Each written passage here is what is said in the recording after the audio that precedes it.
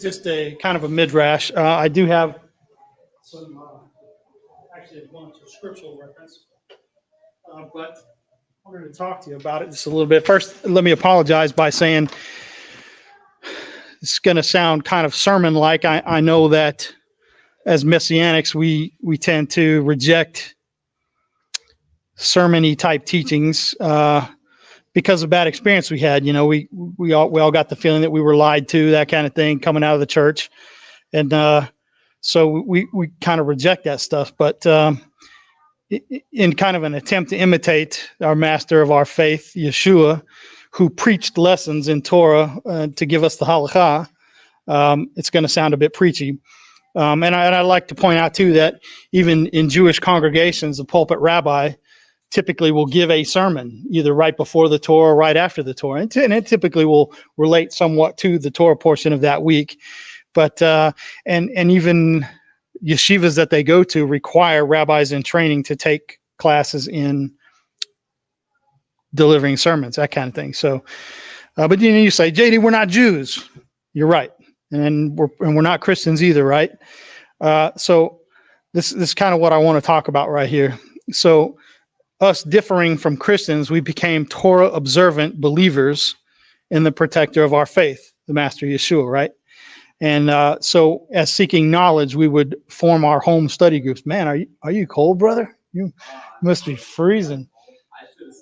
My goodness. Gee whiz. I'm sorry, man. But we all had a common desire to try to discover every little tiny detail we could get from the Torah, because the pastors and the preachers weren't answering our questions. Either they weren't because they didn't want to, or they couldn't. And many times I know they couldn't. They just didn't. They didn't have an answer. And so we would sit for long hours as Torah study groups, and we would reference anything we could get our hands on, like the church fathers, the Talmud, Mishnah, Tanya, Zohar, Bachir, Sefer Yetzirah, Paris Remanim. The list goes on. We'd get everything we could get our hands on for compare and contrast to try to come up with the truth, and that's how we got to where we are, right? And that was so that we could quench our thirst for knowledge. We had this deep desire to get the knowledge, and and we had a hunger for that, and a hunger for Moshiach and for the Ruach. And those same issues that separated us from Christianity kind of separate us from our brother Judah, our esteemed brother Judah, because people are people no matter where you go in the world. I don't care where you go. And by and large, most of the people are not religious. They are not seeking out the Father on a regular basis. Now, they may pray, and I believe in my heart of hearts that Yah always hears and answers prayer. He hears prayers. He knows what the deal is, but most people don't have the passion to learn every detail like we did when we started out, right? So with all that said, and this being kind of preachy, in regular Beit Tefillah fashion, anything I say up here is open for discussion if you want to. So interrupt, ask a question, whatever the case is. It's not meant for you to just sit there and take what I say and get mad at me over it, but so, and over the years, we've seen people come and go from our group for various reasons. We lost a few to the Hasidim because we weren't Jewish enough. And we've lost others because we were too Jewish. And we recently lost some on an accusation that we're trying to create a fake Judaism.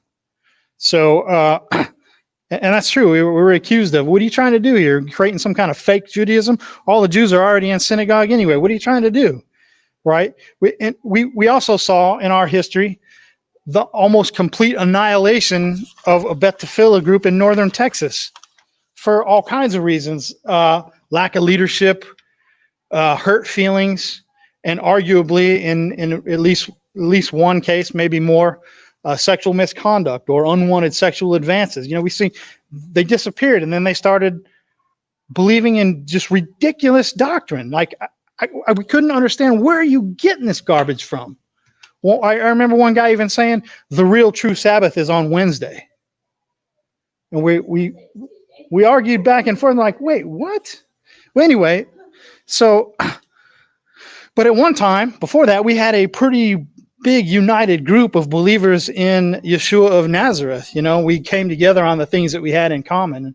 I can remember one Sukkot we had at Camp Ikawa where there was 100 more people there, and it was awesome. I mean, we had great teaching, we had great dancing, great music. We really haven't ever had a full-time band except for sometimes Kerry Alexander would come and we could pull a few musicians together, or Gary would pull a few musicians together for something special. But so let's just talk about a little bit about our faith and our belief system. And I don't have a better term than this, our religion, right? Why do we do what we do here? So the book of Jude, you've heard me say this before, verse 3 says, "Dear friends, I was busily at work writing you about the salvation we share when I found it necessary to write, urging you to keep contending earnestly for the faith which was once and for all passed on to God's people." The faith that was once and for all passed on to God's people. What faith is that? Yes.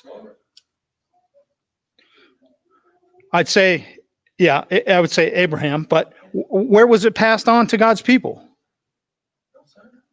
Well, one could argue that too, you know. Here's what you do, and we're reading about right now in Devarim, right? He's reaffirming at Horeb what's to be what, right? So then I have a question there. So he passed it on to those people. They were Israelites. They weren't Jews. They were Israelites. Of course, mainstream Judaism will argue that Abraham was the first Jew. That can't possibly be because the term wasn't even there, you know. But does the Father love Jews and the nations equally? That's a question. Does God love Jewish and non-Jewish believers in the Most High equally? Yes, because it's been taught to me that those who came out of Egypt were a mixed multitude. Yeah, absolutely right. And they already had salvation, right? Yes. They were already delivered. They were delivered from Egypt. Yeah.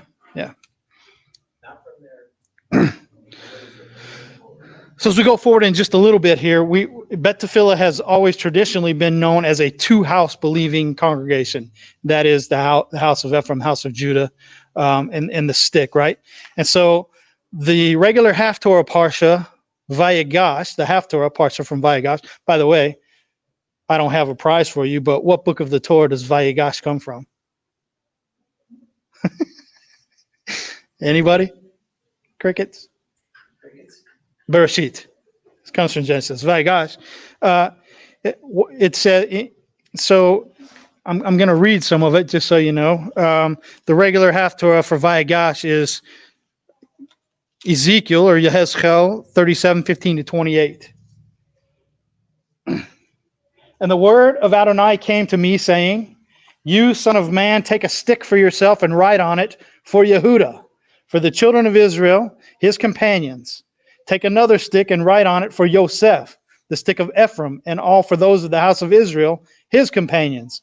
Then bring them together for yourself into one stick, and they shall become one stick in your hand." I'm not going to read the rest of the Haftorah there, but we're talking about the house of Judah, the house of Ephraim, becoming together in one stick, right? So what does Romans 11:11-31 say? I want to talk about the difference here just a little bit. 11:11-31. I'm not going to read the whole thing, but I am going to read some of it. "And I say then, they that have stumbled, should they fall, let it not be. But by their fall, deliverance has come to the nations. Provoke them to jealousy. And if their fall is riches for the world and their failure riches for the nations, how much more their completeness?" I want to move down just a little bit where it talks about us being grafted in, right?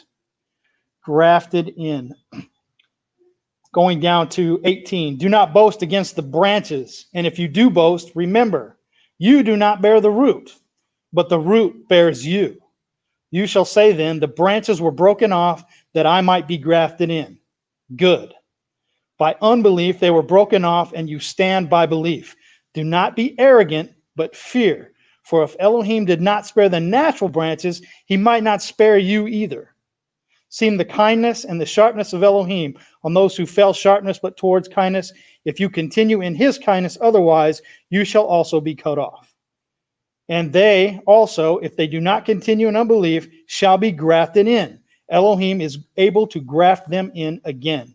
If you were cut off out of the olive tree, which is wild by nature, and were grafted contrary to nature into a good olive tree, how much more shall these who are the natural branches be grafted into their own olive tree? So what is the difference between the stick of Ephraim and Judah becoming one stick and us being grafted into the natural tree? What's the difference there? You don't have to raise your hand, man. You just blurt it out. I see that Ephraim was a part of the nation of Israel. Uh-huh. Us grafted in, is we were here in the earth, unbelievers. Yep. Who the Lord brought to him, and we accepted him, and then he brought us in. So now we're grafted into the root. So Ephraim was already a part of the nation. Okay. Yep. We're not. Right. And now Ephraim's gone, right? We're like the mixed multitude who came in believing. And it's a large messianic thought and prayer almost that we think we're Ephraim, right?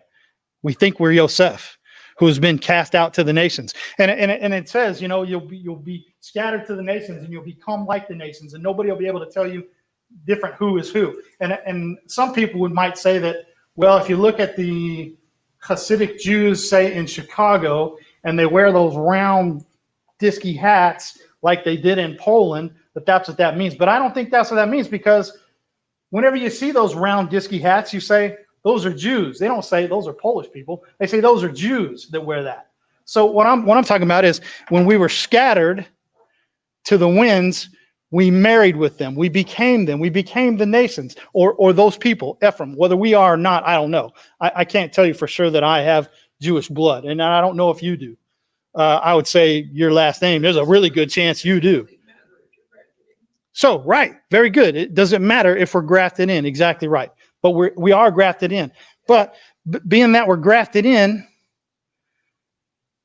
does that mean we're trying to be Jews? No. But we're no longer Gentiles either, right? So there's something we're supposed to be doing. Oh, tribe, that's good. I like that. But there's something we're supposed to be doing, right? And what is that? We read about it just a minute ago.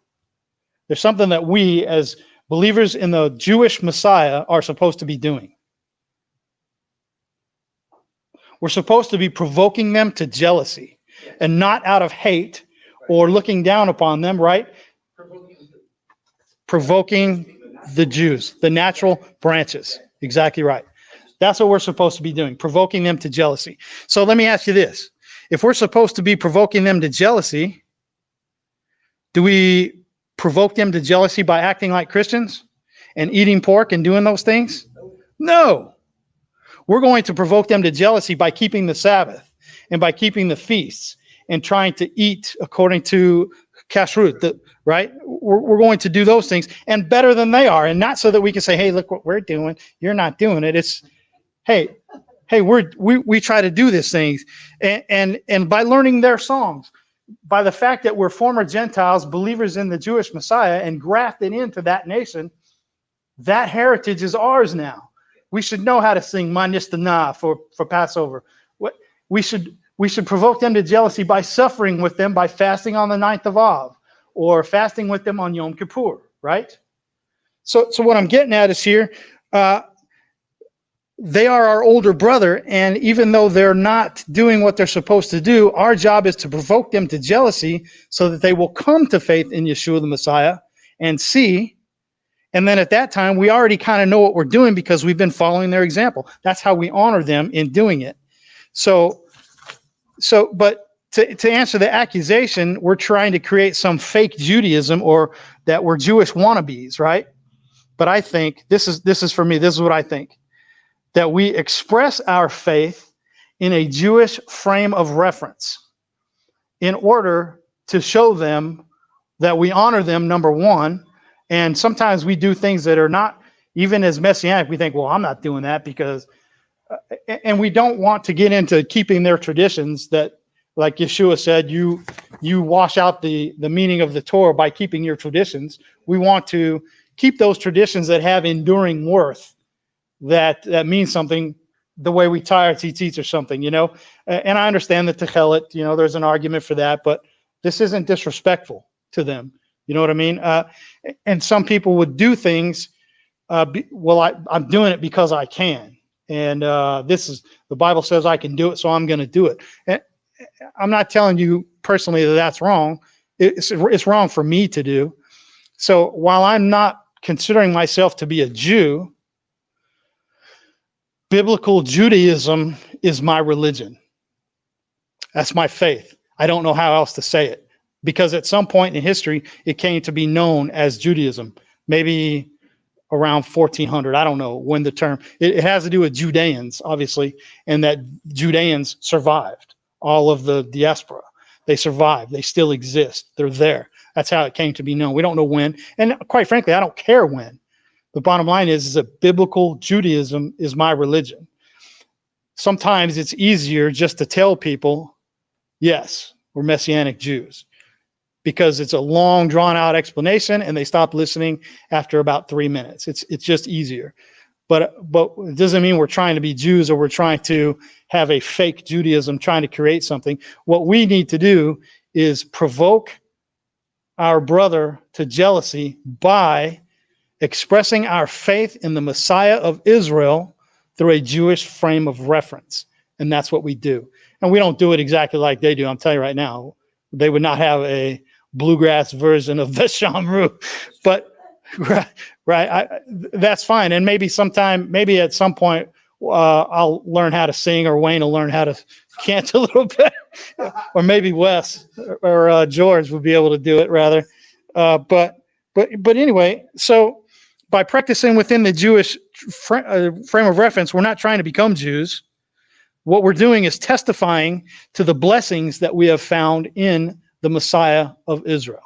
And that's what we're doing. So, and that's an answer to that accusation that was put upon us. And Colossians, oh, go ahead.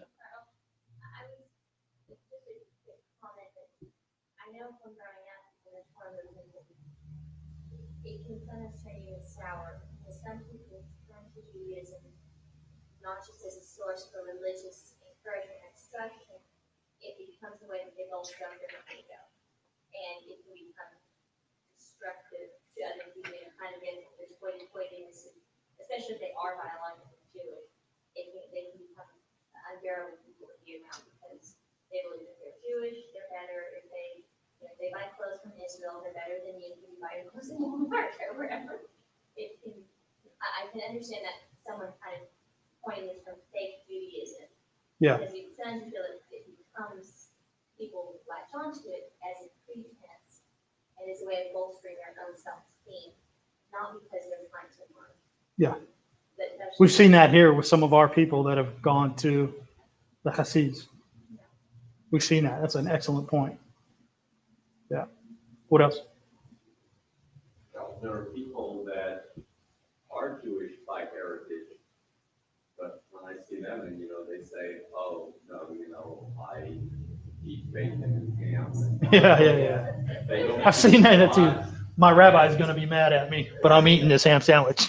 It's like, don't even say they're atheists. Yeah. They're Jews, but they say they don't believe. You're right. You're right. They're Democrats and all that kind of stuff. And, No. You're right. And so to me, it's like, well, so they are natural branches that were broken off. I would much rather be a branch that was grafted in than a natural branch that was broken off. Sure. Yeah, me too. But I think according to these instructions, same here. I would rather be grafted in than broken off and not believing. But we also have to, for me anyway, we got to be careful not to be arrogant about that, because I know they don't believe in God, but he belongs to God. They belong to God, Nothing we can do about that except encourage them, right? Yeah. I agree with you. We're there to make them jealous by our faith. But at the same time, it also says in the Word, they will know you by your love for one another. Mm-hmm. So it's not just them, but we love our other fellow believers in Messiah Yeshua. Yeah. that are following the Sabbath and even the Torah as well, and feasts and festivals.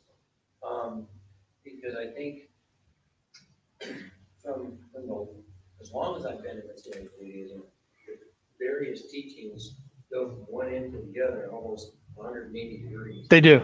And I've come to a conclusion a while ago, and I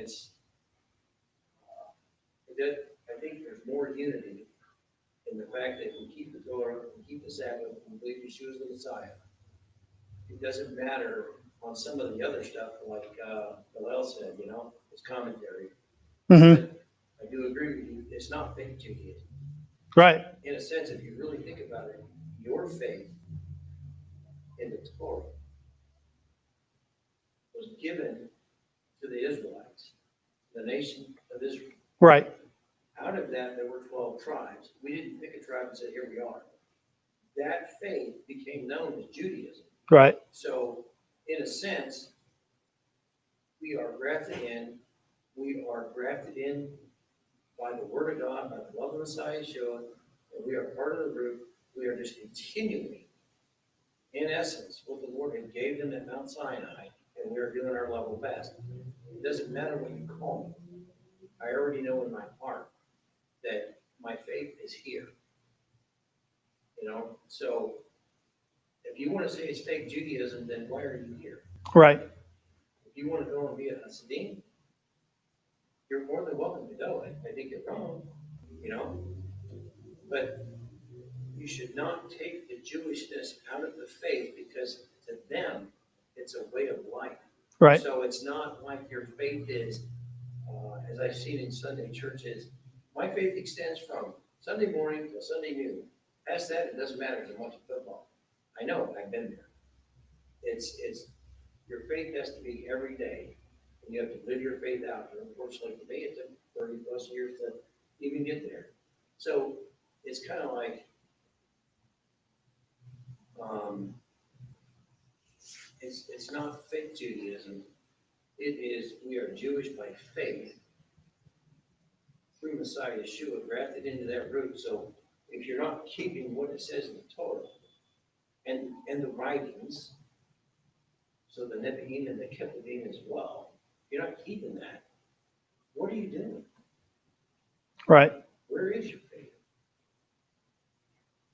Like James says, I will show you my faith by my works. Well, what is he talking about? The Torah. So Yep. I'll give you more. No, that's what I wanted. And so because we're celebrating those great things that we found, those great blessings, Colossians 2:10 says, and you have been made complete in him who is the head of all principality and authority. Ephesians 1:3 says, blessed be the Elohim and Father of our Master Yeshua the Messiah, who has blessed us with every spiritual blessing in the heavenlies in Messiah. So to answer the accusation that we're trying to create a fake Judaism, we are not. We express our love for the eternal and for the Messiah, for the Ruach, through a Jewish frame of reference, because we are grafted in. They're not grafted into us. We're grafted into them. He's not going to save us because we do things differently than the Jews do. We are grafted into the one true faith that he himself laid down and reaffirmed at Horeb that we just read, right? So with that, I'd like to talk about just for another 2 minutes, if I can. I'd like you to, if you have the opportunity, just because we do things a little bit differently than the church does, I don't believe in my heart that gives us a pass on evangelism. I think it is still up to us to spread the good news of Mashiach to whoever will hear it. So invite someone to come to our Monday night Bible study. You don't have to invite them to come here to Shabbat unless they want to. Tell them to come to our Monday night Bible study and have them start learning. Because that's where we started, was in small Bible study groups. And then we kind of branched out from that. Then at some point, we added a little bit of liturgy, and then we added a little bit of this and added that as we understood a little better the Jewish frame of reference for our faith. So I would encourage you to invite somebody to that. And then the last thing is, we're sitting on the cusp of an amazing opportunity to do good things for the Lawton community with this community center. And so I would urge you all to please pray about this, pray about it, and come back to us and say, hey, I think we might be able to do something good for the community in this area. I don't know what it is. Wayne and I talked about at one point, Beit Tefillah as an organization. What we never ask for tithes or offerings or zedakah, but people do give zedakah, and we do things with that zedakah. Most often, it's pay our rent, that kind of thing. But what we have here in this case is a Christian congregation that loves us, and they tithe into us. They give us money every month just because we're here.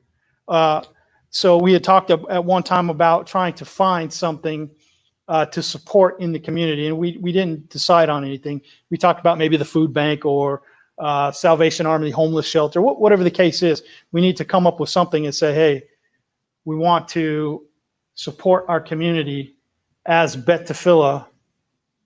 Just know that even though you don't know us, we love you. And number one, I think that is going to go a long way to say, what is Beit Tefillah? And then gives us the opportunity, another opportunity to show the love of the Moshiach, that everyone can have salvation if they just accept the blood shed of the Messiah. And that's about all I have. If anybody has any questions or ideas, please be thinking about it. Please be praying about it in earnest. Pray every day until you get an answer from the Almighty about the community opportunity that we are fixing to have. We're going to be thrust into it.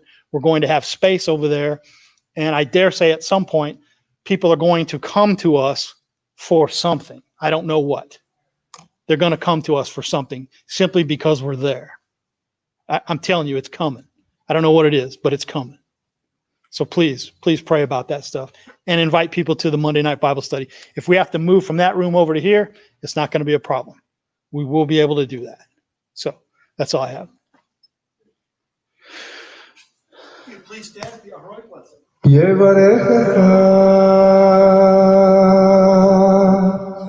Adonai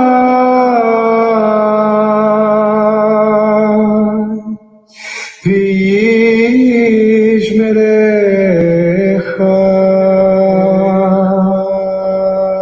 Yael Adonai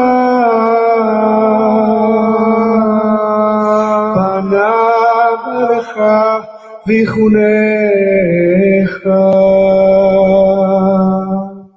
Yisarona